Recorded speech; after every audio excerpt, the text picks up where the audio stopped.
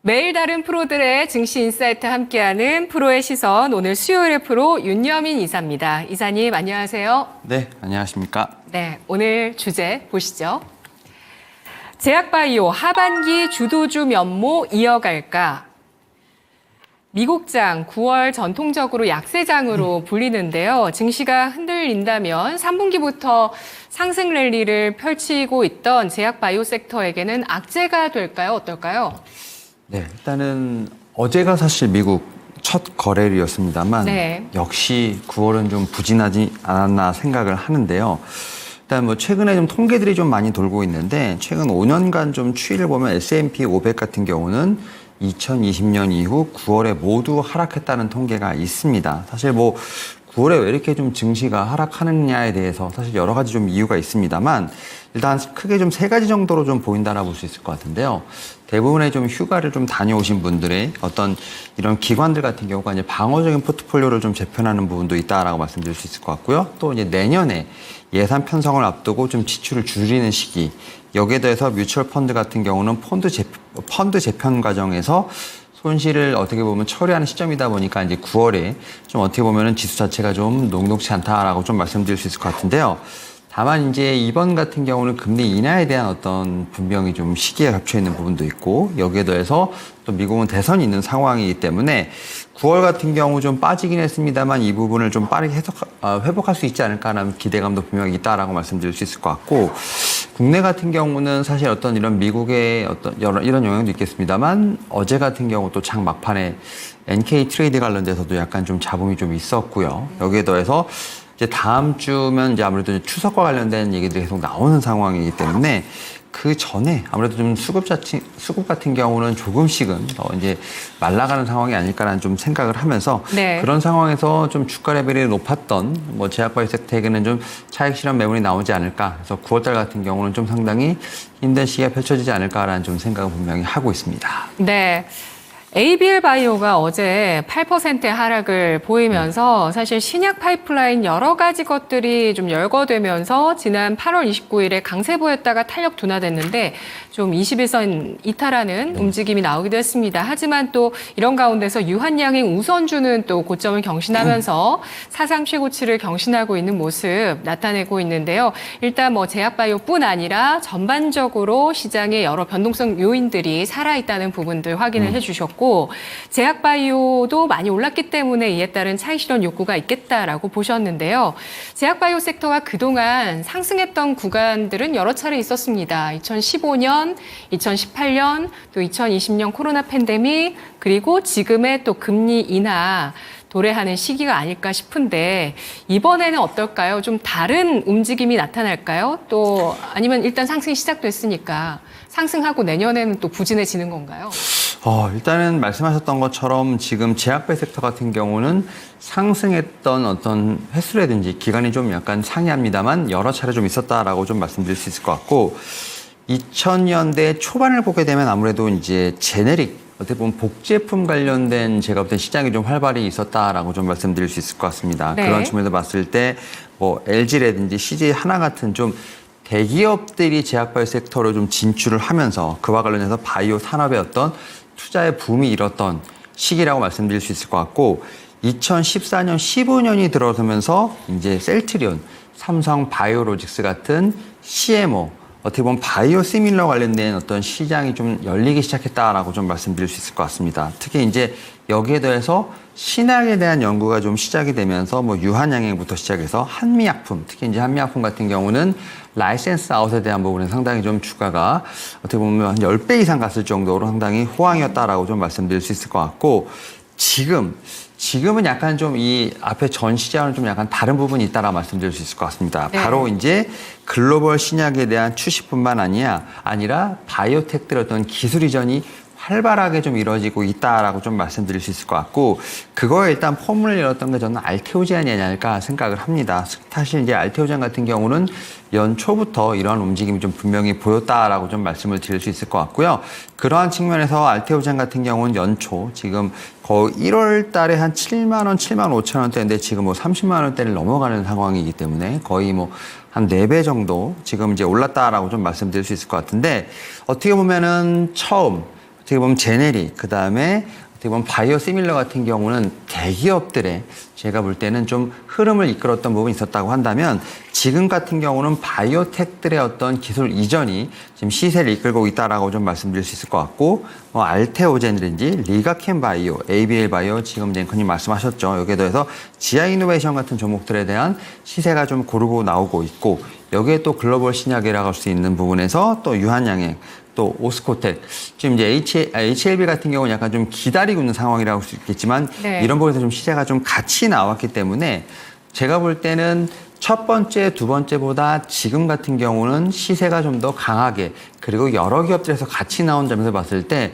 지금의 어떤 시세는 어떻게 보면 단발성이라기보다는 조금은 하반기까지도 열어두고 좀 같이 나올 수 있는 시세가 아닐까라는 좀 생각을 하고 있고 여기에 더해서 또 이제 미국의 생물보안법 관련된 부분들은 사실 뭐 예상했던 부분은 아닙니다만 미국이 중국을 때리는데 너무 이제 진심이다 보니까 이와 관련된 수혜까지도 같이 지금 제가 볼 때는 부각이 되면서 CMO 기업들이 다시 한번 좀 부각을 받는 상황이죠. 결국 그러다 보니까 뭐 신약 관련된 쪽, 그다음에 바이오텍, 여기 또 CMO까지 여러 섹터에서 지금 시세가 같이 나오고 있다. 그런 측면을 봤을 때 지금의 제약바이오 섹터에 제가 볼 때는 시세는 어떻게 보면은 일시적인 부분이 아니다라고 좀 요약해 드릴 수 있지 않을까 생각하고 있습니다. 네, 이렇게 K바이오가 2000년부터 시작을 해서 20년 넘는 기간 동안 점차 레벨업 되고 있는 과정들을 설명을 해주셨고요. 대기업들이 바이오텍에 대해서 2000년부터 투자를 본격화하기 시작했다라고 하셨는데 SK바이오팜 같은 경우는 또 최근에 이런 IR에서 또 딸이 직접 SK그룹 회장의 딸이 나와서 IR을 할 정도로 전공을 하고 이 사업을 전개하고 이런 움직임 나오고 있는데요. 지금은 이렇게 기술 이전이 증가하고 있는 가운데 아까 말씀해 주신 HLB, 유한양행, 오스코텍, 알테오젠 같은 경우는 또 파이프라인이 상업화 단계에 진입을 하고 있는 그런 모습입니다. 여기에 또 미중 갈등 역시도 수혜가 되고 있다. 이렇게 보셨는데요. 추가 상승 가능성, 또 추가적인 주가의 레벨업 가능성 예상을 해주셨습니다. 말씀하신 여러 제약 바이오 회사들의 글로벌 입지는 현재 어느 정도인가요? 네, 일단은 제약바이오 지금 뭐 이제 CDMO 쪽 제가 많이 말씀을 드렸는데 확실히 삼성바이오로직스가 거의 전 세계 원탑일 정도로 확실히 좀 입지를 굳히고 있다라고 좀 말씀드릴 수 있을 것 같습니다. 특히 이제 삼성바이오로직스 같은 경우는 CDMO에서 글로벌 탑 티어 1이라고 좀 볼 수 있을 것 같고 생산 능력 기준으로는 1위라고 보시면 될 것 같습니다. 글로벌 시가총액 기준으로는 21위 정도 된다라 말씀드릴 수 있을 것 같은데 이 묵었던 삼성바이오로직스까지도 지금 100만 원대를 다시 한번 돌파를 한 모습이죠. 물론 지금 상황에서 살짝 좀 조정을 받긴 했습니다만 그래도 94~5만 원대를 좀 유지하면서 고가권을 유지하고 있다는 점 제가 볼 때 상당히 고무적이라 말씀드릴 수 있을 것 같고 여기에 이제 두 번째로 바이오 시밀러 쪽 지금 셀트리온을 좀 체크해 볼 필요가 있지 않을까 생각을 하고 있는데 매출액 기준으로는 이제 우리나라에서 바이오 시밀러 기업 1위라고 좀 말씀드릴 수 있을 것 같고 또 글로벌 시가총액 기업으로 봤을 땐 28위에 위치한다라고 볼 수 있을 것 같습니다. 특히 셀트리온과 관련돼서는 좀 여러 가지 뉴스들이 계속 좀 나오고 있죠. 특히 영국에서부터 시작해서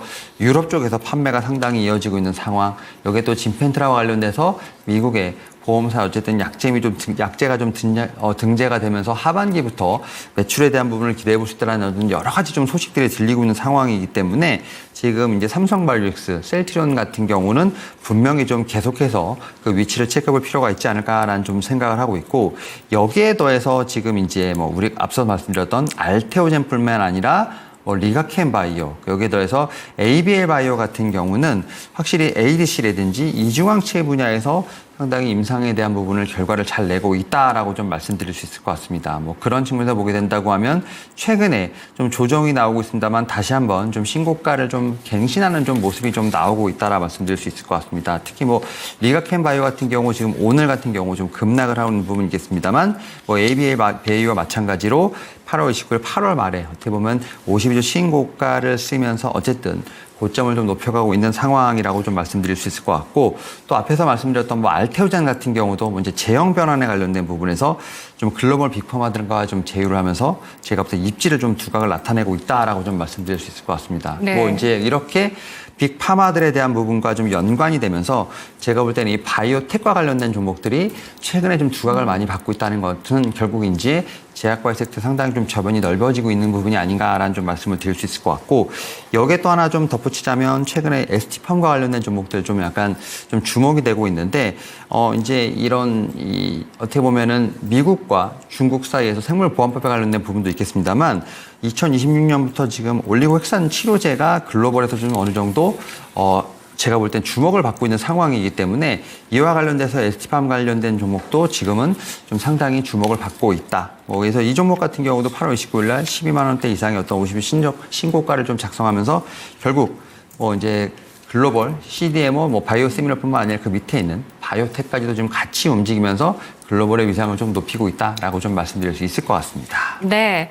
여기에다가 글로벌적인 위상을 나타낼 수 있을 이런 글로벌 빅파마들과의 파트너십, 연계성 주목해 볼 만하다라고 설명해 주셨는데요.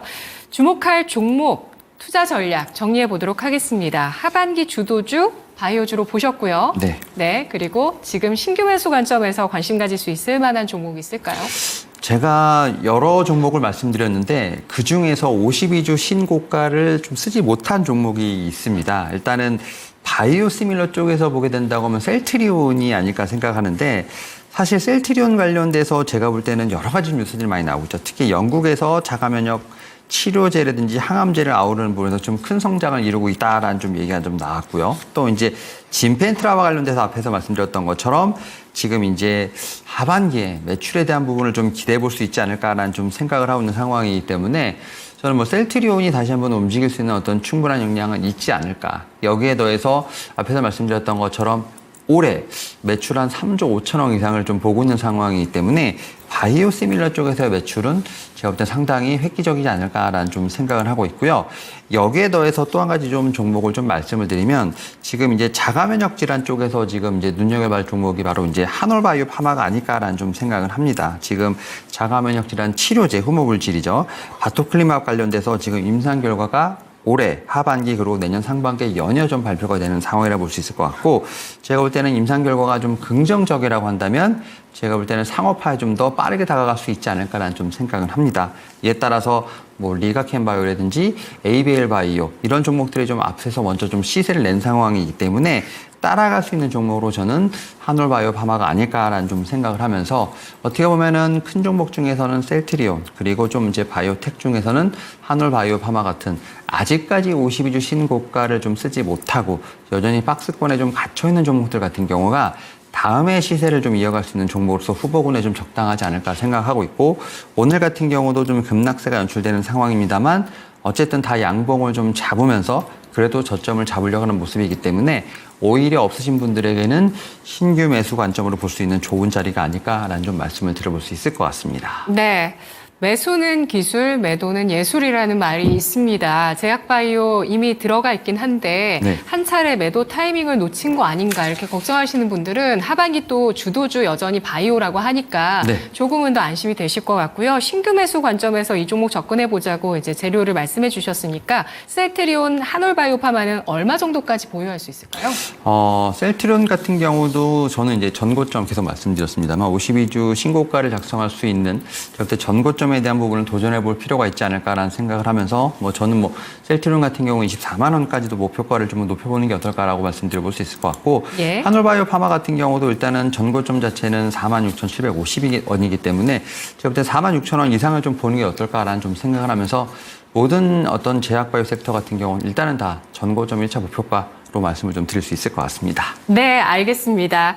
셀트리온, 진펜트라의 미국 매출 반영 기대하고 있고요. 한올바이오파마 자가 면역 질환 치료제 임상 결과 기대감 내포하면서 이 두 종목 모두 신고가 경신하는 흐름 예상하면서 전반적인 바이오주의 고점 경신, 회복까지도 여전히 가능한 수준이다라는 점까지 확인을 해봤습니다. 이사님 분석 잘 들었습니다. 고맙습니다. 네, 감사합니다. 네, 프로의 시선 윤여민 이사였습니다.